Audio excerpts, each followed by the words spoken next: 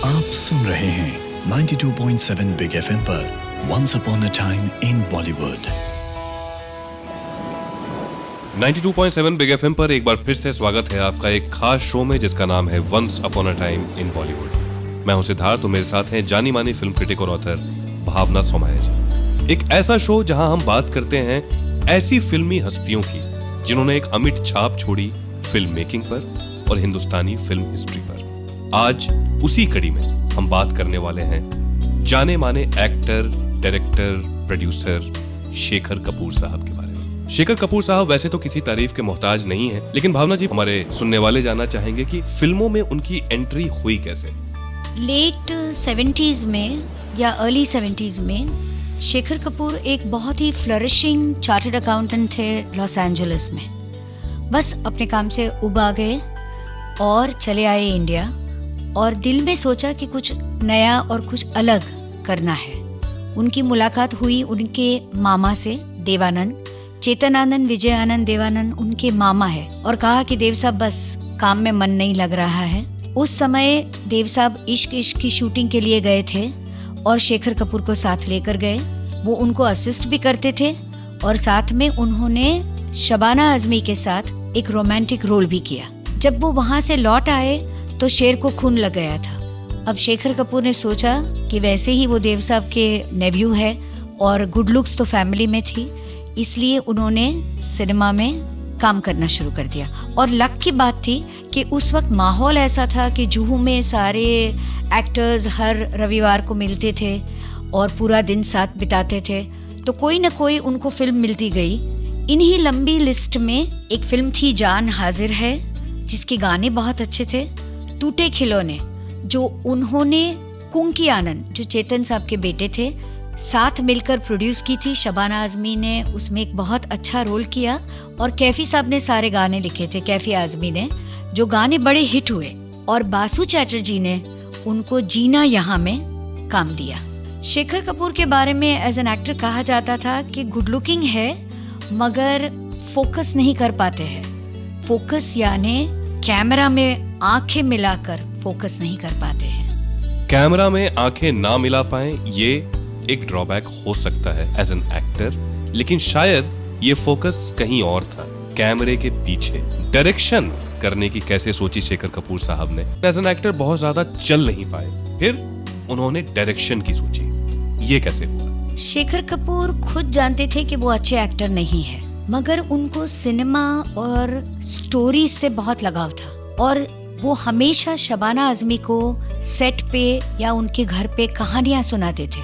तो उन्होंने शेखर से कहा कि तुमको जो भी किताब जो बहुत अच्छी लगती है उसका आप स्क्रीन प्ले लिखो और हो सकता है कि आप अच्छे डायरेक्टर बन सकते हो। शेखर कपूर ने as a trial man, woman and child, Erich Segal की किताब का एक स्क्रीन प्ले लिखा और शबाना आजमी को इतना अच्छा लगा कि उन्होंने कहा मैं इस फिल्म में काम करूंगी और आप इस फिल्म के डायरेक्टर बनोगे। क्योंकि शबाना आजमी ने हाँ कर दी थी तो नसीरुद्दीन शाह ने कहा कि मैं भी करूंगा, क्योंकि नसीरुद्दीन शाह को अपना रोल बहुत अच्छा लगा। लिरिक्स के लिए शबाना को वैसे ही गुलजार साहब में बहुत विश्वास है, खास तौर पे गुलजार साहब के बच्चों के रिलेशनशिप और बच्चों के विषय में गुलजार साहब बहुत अच्छा लिखते हैं। तो गुलजार साहब भी प्रोजेक्ट में शामिल हो गए।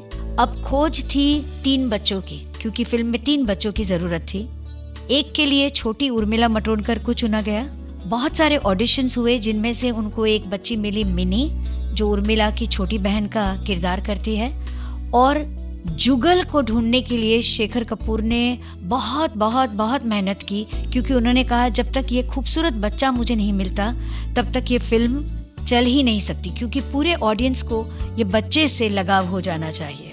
वैसे ये फिल्म की शूटिंग दिल्ली की सर्दियों में हुई थी और दोस्तों के घर पे, इसलिए माहौल इतना अच्छा लगता है। और ये फिल्म में शबाना आजमी के कॉस्ट्यूम्स सारे मैंने किए हैं। और इसी शूटिंग के दौरान शेखर की मुलाकात हुई मेधा से। मेधा उनकी असिस्टेंट बन गई फिल्म में और बाद में दोनों ने शादी भी कर ली। मासूम इतनी ज़्यादा कामयाब हुई तो इसलिए इस फिल्म को मेन स्ट्रीम और पैरेलल सिनेमा का कस्प माना जाता है। और ऐसे बनी एक बहुत ही प्यारी, एक लैंडमार्क फिल्म मासूम, जिसके गाने आज भी हमारे होठों पर होते हैं। तो जब कभी भी मासूम देखें, शेखर कपूर को तो याद करें ही, भावना सोमैया जी को भी याद करें, क्योंकि उन्होंने इस फिल्म की कॉस्ट्यूम की थी और बड़े मासूमियत से ये बात उन्होंने बता दी हमें। बच्चों के साथ फिल्में बनाना शेखर कपूर साहब का एक खास शौक था। मिस्टर इंडिया, ये कॉन्सेप्ट कैसे आया दिमाग में, ये बताएंगे आपसे कुछ ही देर में। सुनते रहिए once upon a time in Bollywood, only on 92.7 big FM.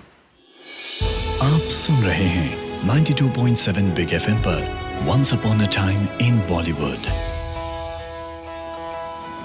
92.7 big FM पर स्वागत है आपका एक खास शो जिसका नाम है once upon a time in Bollywood. हर रविवार हम आपके लिए लेकर आते हैं एक आर्टिस्ट की कहानी, एक ऐसे आर्टिस्ट की कहानी जिसने फिल्म मेकिंग पर, फिल्म हिस्ट्री पर अपनी एक अमिट छाप छोड़ी है। मैं हूं सिद्धार्थ, तो मेरे साथ हैं जानी मानी फिल्म क्रिटिक और ऑथर भावना सोमैया जी, और आज हम बात कर रहे हैं शेखर कपूर साहब के बारे में। मासूम बनाकर उन्होंने ये तो साबित कर दिया कि वो एक बेहतरीन फिल्म मेकर हैं, बेहतरीन स्टोरी टेलर हैं, बेहतरीन डायरेक्टर हैं, लेकिन उसके बाद एक हार्ड कोर कमर्शियल फिल्म बनाने की उन्होंने कैसे सोची? बोनी कपूर शबाना आजमी के दोस्त थे और बोनी कपूर को मासूम बहुत पसंद आई। और बोनी कपूर क्योंकि खुद बहुत कमर्शियल आदमी है, तो उन्होंने ये तय किया कि शेखर कपूर से वो एक hard core main stream cinema करवाएंगे। बोनी को शमी कपूर की ब्रह्मचारी बहुत पसंद थी और वो चाहते थे कि कुछ ऐसी ही कहानी वो अपने भाई अनिल कपूर के लिए बनाए। जावेद साहब के पास एक स्क्रिप्ट थी, जावेद साहब और सलीम साहब का स्प्लिट हो गया था। मिस्टर इंडिया के लिए शेखर कपूर को लाया गया और इस फिल्म में आपको याद होगा कि श्रीदेवी और अनिल कपूर के सिवाय छोटे से छोटे रोल में बहुत ही बेहतरीन कलाकार को शामिल किया गया है। इस फिल्म में अन्नू कपूर, जो हमारे बिग एफएम के हैं, ने एक एडिटर का रोल किया है जो इतना अच्छा लिखा गया था और बहुत अच्छी तरह से उन्होंने निभाया। और अमरीश पुरी को हम कैसे भूल सकते हैं, जो मोगैम्बो खुश हुआ हमेशा अलग तरीके से बोलते हैं।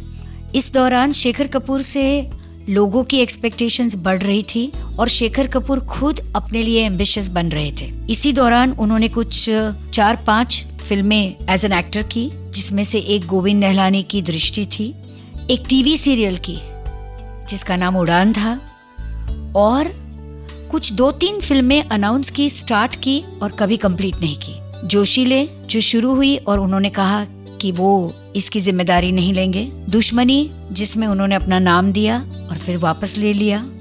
टाइम मशीन, जिनको बड़े पैमाने पे लॉन्च किया गया और कभी आगे नहीं बढ़ी। और इसके बाद आया एक लंबा अंतराल। इस बीच में शेखर कपूर साहब क्या कर रहे थे, बताएंगे आपसे कुछ ही देर में। सुनते रहिए once upon a time in Bollywood, only on 92.7 big FM. आप सुन रहे हैं 92.7 बिग एफएम पर once upon a time in Bollywood. 92.7 big FM पर आपका स्वागत है एक खास शो जिसका नाम है once upon a time in Bollywood. मैं हूं सिद्धार्थ, तो मेरे साथ हैं जानी मानी फिल्म क्रिटिक और ऑथर भावना सोमैया जी, और आज हम बात कर रहे हैं जाने माने इंटरनेशनल फिल्म डायरेक्टर, जिन्हें हम कह सकते हैं शेखर कपूर साहब की। मिस्टर इंडिया किसी के लिए भी एक ड्रीम प्रोजेक्ट हो सकता था, एक बहुत ही खूबसूरत फिल्म जिसने सफलता के सारे रिकॉर्ड तोड़ दिए उस साल। उसके बाद आया एक लंबा अंतराल, जब शेखर कपूर साहब क्या कर रहे थे किसी को भी पता नहीं। भावना जी, मिस्टर इंडिया को करीबन 7-8 साल हो गए थे। इस लंबे दौरान शेखर कपूर काफी समय दिल्ली में किसी पार्टी में उनकी मुलाकात हुई प्रोड्यूसर बॉबी बेदी से। उसी समय फूलन देवी पर एक किताब निकली थी called the bandit queen. Bobby Bedi और शेखर कपूर ने तय किया कि इस पर एक इंटरनेशनल फिल्म बनाई जा सकती है। दोनों ने इस पर काफी विचार किया और फैसला कायम किया। नेशनल स्कूल ऑफ ड्रामा के बहुत सारे एक्टर्स के साथ ऑडिशंस किए और उनमें से उन्होंने सीमा बिस्वास को मेन रोल के लिए चुना। इसी दौरान बॉबी बेदी फूलन देवी से मिलकर परमिशंस ले रहे थे कि हम उन पर एक फिल्म बना रहे हैं। फूलन देवी कभी हाँ कहती थी, कभी ना कहती थी। जितनी दिलचस्प फिल्म की कहानी थी, उतनी ही दिलचस्प फिल्म के पोस्ट प्रोडक्शन या रिलीज के कंट्रोवर्सीज की कहानी थी। सेंसर बोर्ड ने बहुत सारे मुद्दे उठाए, बहुत कट्स कहा उनको करने के लिए। फूलन देवी ने उन पर बहुत ज़्यादा कोर्ट केसेस किए। आखिर में किसी न किसी तरह बहुत मन मिटाव के बाद फिल्म रिलीज हो गई और बहुत ही सराही गई। ये फिल्म का फायदा जितना हिंदुस्तान में नहीं हुआ उतना हिंदुस्तान के बाहर हुआ। कुछ जैसे इस फिल्म से शेखर कपूर की किस्मत ही बदल गई। लेकिन एक लॉन्ग चेरिश ड्रीम, एक पुराना सपना था हॉलीवुड में अपने पांव जमाने का। तो कैसे मिला हॉलीवुड में उन्हें अपना पहला ब्रेक, ये बताएंगे आपसे कुछ ही देर में। सुनते रहिए once upon a time in Bollywood only on 92.7 big FM. आप सुन रहे हैं 92.7 बिग एफएम पर once upon a time in Bollywood. 92.7 big FM पर आप सुन रहे हैं एक खास शो जिसका नाम है once upon a time in Bollywood. मेरे साथ हैं जानी मानी फिल्म क्रिटिक और ऑथर भावना सोमैया और मैं सिद्धार्थ। और आज हम बात कर रहे हैं शेखर कपूर साहब के बारे में। बैंडिट क्वीन जैसी क्रिटिकली अक्लेम्ड और अवार्ड विनिंग फिल्म बनाने के बाद हर कोई ये सोच रहा था कि व्हाट नेक्स्ट, अगली फिल्म कौन सी होने वाली है। लेकिन शेखर कपूर साहब के दिमाग में कुछ और ही चल रहा था, एक पुराना सपना हॉलीवुड में अपनी जगह बनाने का। भावना जी, ये कैसे हुआ? जिंदगी कैसे साइकिल में चलती है। वो लॉस एंजलिस में चार्टर्ड अकाउंटेंट थे, वहाँ सब कुछ छोड़ छाड़ के इंडिया आए और बैंडिट क्वीन की शोहरत उनको एक बार फिर से लॉस एंजलिस लेकर गई।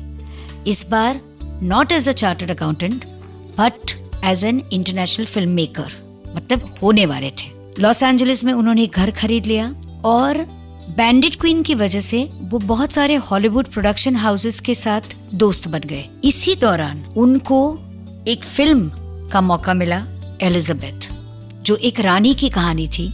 और शेखर कपूर ने अपने इंटरव्यू में कहा था कि मैंने फिल्म बनाई है हॉलीवुड, मगर उसको पेश किया है as an Indian film. Elizabeth के बाद उन्होंने द फोर फेदर्स बनाई, उसके बाद एलिजाबेथ द गोल्डन एज, फिर न्यूयॉर्क आई लव यू, फिर पैसेज और फिर 3 एपल्स फेल फ्रॉम हेवन। इसी दौरान उन्होंने दूसरी शादी भी कर ली सुचित्रा कृष्णमूर्ति से, जो एक्टर भी थी और सिंगर भी थी। ये 6 फिल्मों के अलावा उन्होंने एक लंबी डॉक्यूमेंट्री फिल्म बनाई, वो भी for the Hollywood audience, called Bollywood. और जैसा कि भावना जी ने कहा कि लाइफ साइकिल में चलती है, लॉस एंजलिस के बाद एक बार फिर से हिंदुस्तान में हुई वापसी शेखर कपूर साहब की। वो वापसी कैसे रही और आजकल वो क्या कर रहे हैं या क्या करने वाले हैं, ये बताएंगे आपसे कुछ ही देर में once upon a time in Bollywood में, सिर्फ 92.7 बिग एफएम पर। आप सुन रहे हैं 92.7 बिग एफएम पर once upon a time in Bollywood. 92.7 big FM और आप सुन रहे हैं once upon a time in Bollywood, एक खास शो जहां पर बात होती है फिल्मी कलाकारों की, ऐसे कलाकारों की जिन्होंने फिल्म हिस्ट्री पर, फिल्म मेकिंग के तरीके पर अपनी एक अलग छाप छोड़ी है। आज हम बात कर रहे हैं शेखर कपूर साहब के बारे में। मैं हूं सिद्धार्थ, मेरे साथ जानी मानी फिल्म क्रिटिक और ऑथर भावना सोमैया जी। हॉलीवुड में 6 फिल्में बना लेने के बाद एक बार फिर से वापसी हुई शेखर कपूर साहब की हिंदुस्तान में। आजकल शेखर कपूर साहब क्या कर रहे हैं, ये जानने की उत्सुकता हर किसी के दिमाग में है। बताएंगे भावना जी। आजकल शेखर कपूर बहुत सारे प्रोजेक्ट्स में व्यस्त है। हालांकि ज़्यादातर सुर्खियों में नज़र नहीं आते हैं, मगर डिजिटल मीडिया में बहुत एक्टिव है। ट्विटर पेज खोलोगे तो उनके कांस्टेंट ओपिनियंस आपको मिलेंगे और मल्टीपल अवतार में अपने आप को व्यस्त रखते हैं। जैसे पानी पर वो कब से काम कर रहे थे और अब यशराज फिल्म्स ये फिल्म प्रोड्यूस करने वाली है, तो कब शुरू होगा प्रोजेक्ट वो हमें बहुत जल्द पता चलेगा। एज एन एक्टर भी वो व्यस्त है। कमल हसन की फिल्म विश्वरूपम उन्होंने की थी और इसके बाद विश्वरूपम 2 में भी नजर आएंगे। एंकर टेलीविजन पर, अब टेलीविजन पर वो एंकर बने हैं। प्रधानमंत्री करके एक प्रोग्राम है जहाँ पे वो देश की पॉलिटिकल हिस्ट्री समझाते हैं। और सबसे ज्यादा उनकी शादी सुचित्रा के साथ टूट गई है, मगर एज अ फादर वो अपनी बेटी को अपना समय देते हैं और चाहते हैं कि वो पंख लगा के आसमान में उड़े, जिस तरह से उन्होंने खुद उड़ान भरी थी। इंशाअल्लाह ऐसा ही हो, पानी जल्द से जल्द देखने को मिले हमें। ये सारी एक्सक्लूसिव कहानियां, ये सारे एक्सक्लूसिव इंटरव्यूज आप पढ़ भी सकते हैं भावना सोमैया जी की किताब टॉकिंग सिनेमा में, और ये किताब flipkart.com पर भी उपलब्ध है। अगले रविवार सुबह 10 बजे एक और फिल्मी हस्ती की बात होगी once upon a time in Bollywood पर, ओनली ऑन 92.7 बिग एफएम। तब तक के लिए इजाजत,